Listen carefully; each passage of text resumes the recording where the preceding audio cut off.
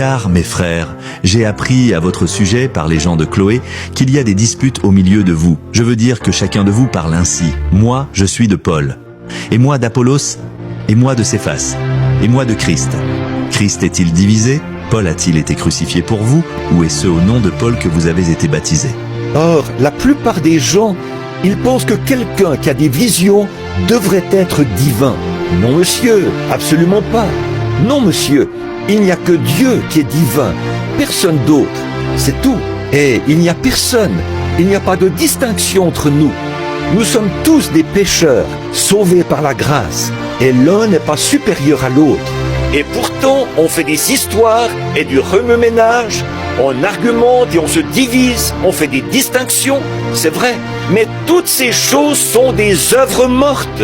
Nous avançons vers la perfection, et un seul est parfait, c'est Jésus. Comment entrons-nous en lui? C'est ce corps-là que nous cherchons à atteindre. C'est ce corps-là. Pourquoi? Si vous êtes dans ce corps-là, vous ne serez jamais jugé. Vous ne goûterez jamais la mort.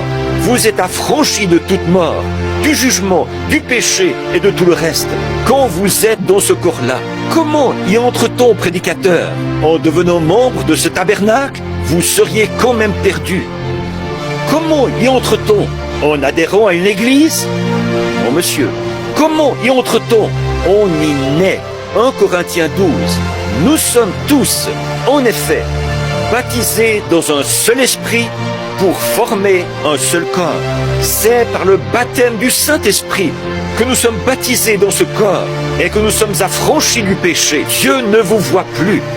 Il voit seulement Christ.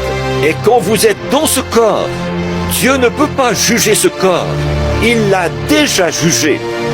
Il a subi notre jugement et nous a invités à entrer. Et c'est par la foi, par le moyen de la grâce, que nous marchons et que nous acceptons notre pardon. Et le Saint-Esprit nous fait entrer dans cette communion avec lui.